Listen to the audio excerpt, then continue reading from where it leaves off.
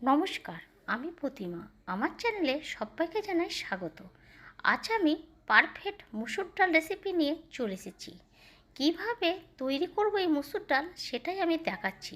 প্রথমে ওভেনে কড়া বসিয়ে তাতে আন্দাজ মতন জল দিয়েছি। জলটা একটু গরম হতেই এতে আমি হলুদ গুঁড়ো দিয়ে দিচ্ছি 1 চামচের মতন। হলুদ গুঁড়ো দেওয়ার পর এতে আমি স্বাদ মতন নুন দিয়ে দিচ্ছি।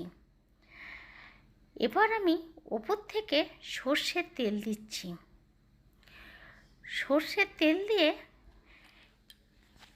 এবার আমি ডালগুলোকে ভালোভাবে ধুয়ে নিচ্ছি জলেতে। 3-4 বার জল পাল্টে ডালগুলোকে ধুয়ে পরিষ্কার করে নিয়ে এর মধ্যে আমি দিয়ে দিচ্ছি সেদ্ধ হওয়ার জন্য।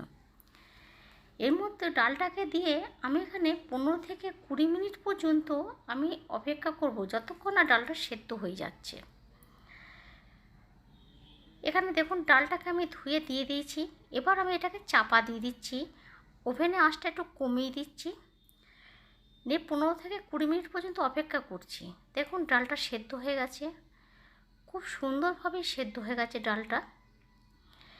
এই সময় বলছি আমি আছি প্রতিমা ইউনিক রান্নাঘরে। প্রতিমা ইউনিক রান্নাঘরের পক্ষ থেকে সবাইকে জানাই আন্তরিক শুভেচ্ছা। এখানে আমি পেঁয়াজ কুচি নিয়েছি, টমেটো কুচি নিয়েছি আর 2টো কাঁচা লঙ্কা নিয়েছি। এবার ওভেনের কড়াটাকে পরিষ্কার করে আন্দাজ মতন সর্ষের তেল দিচ্ছি। সর্ষের তেল দিয়ে আমি জিরে, লঙ্কা আর তেজপাতা দিয়ে দিয়েছি। জিরে, লঙ্কা, তেজপাতাটাকে ভালোভাবে ভেজে নিচ্ছি, যাতে এটা ভালোভাবে ভাজা ভাজা হয়ে যায় আর এর কাঁচা গন্ধটা যেন চলে যায়। এবার আমি এতে পেঁয়াজ কুচি দিচ্ছি। আমি এখানে একটা পেঁয়াজকে ছোট ছোট টুকরো করে নিয়েছি, সেটাকে আমি দিয়ে দিচ্ছি। পেঁয়াজটাকে ভালোভাবে ভাজবো, একটু ব্রাউন ব্রাউন কালার করব। এই সময় যদি আমার রেসিপিটা ভালো লাগে আপনারা চ্যানেলটাকে সাবস্ক্রাইব করবেন, বেল আইকনটা দাবিয়ে দেবেন আর কমেন্টে বলবেন রেসিপিটা কেমন হচ্ছে। এবার দেখুন পেঁয়াজটাকে আমি ভেজে নিচ্ছি। ঠিক এইভাবে মুসুরে পাতলা ডাল করলে এর স্বাদ পারফেক্ট হয়ে যাবে, গরম ভাতের সাথে দুর্দান্ত যাবে। এই রেসিপিটাকে আপনি ভাত বা রুটির সাথে দুটোর সাথেই ব্যবহার করতে পারবেন। এবার দেখুন পেঁয়াজটা ভাজা হয়েছে। এবার আমি লঙ্কা, টমেটোটাকে দিয়ে দিচ্ছি। টমেটোটাকে একটু ভালোভাবে ভেজে নিচ্ছি। এবার এখানে আমি রসুন বাটা দিয়ে দিচ্ছি। রসুন বাটাটা দিয়ে ভালোভাবে নাড়াচাড়া করে নিচ্ছি।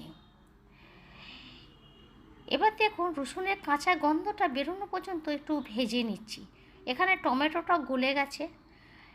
এবার আমি কিছু গুঁড়ো মশলা দেবো, যেমন এখানে ধনে গুঁড়ো দিচ্ছি 1 চামচ, জিরে গুঁড়ো দিচ্ছি 1/2 চামচ,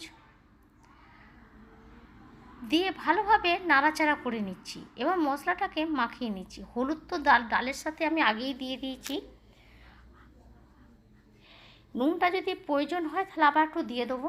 এবার এটাকে ভাজা ভাজা করে নিয়ে ডালটাকে আমি দিয়ে দিচ্ছি। সেদ্ধ করে রাখা যে ডালটা ছিল সেটাকে আমি দিয়ে দিচ্ছি। নিয়ে ভালোভাবে নাড়াচাড়া করে নিচ্ছি। এবার আমি এখানে নুনটাকে আমি ভালোভাবে দেখে নেব, প্রয়োজনে পড়লে নুনটা একটু দিয়ে দেবো। এবার আমার এখানে একটু নুন লাগবে, তাই জন্য আমি একটু নুন দিয়ে দিচ্ছি। আর একটু চিনি দিচ্ছি। আমি 1 চামচের মতন আমি এখানে চিনি দিচ্ছি। চিনিটা দিলে এর স্বাদ অপূর্ব হয়ে যায়।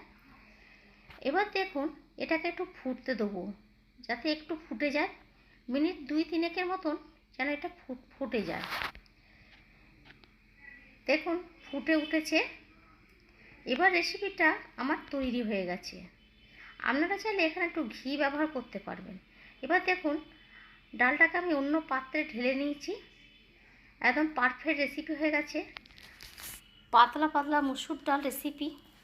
ঠিক এইভাবে পাতলা মুসুরির ডাল রেসিপি রান্না করলে এর স্বাদ পারফেক্ট হবে আর গরম ভাতের সাথে দুর্দান্তভাবে পরিবেশন করা যাবে। নমস্কার।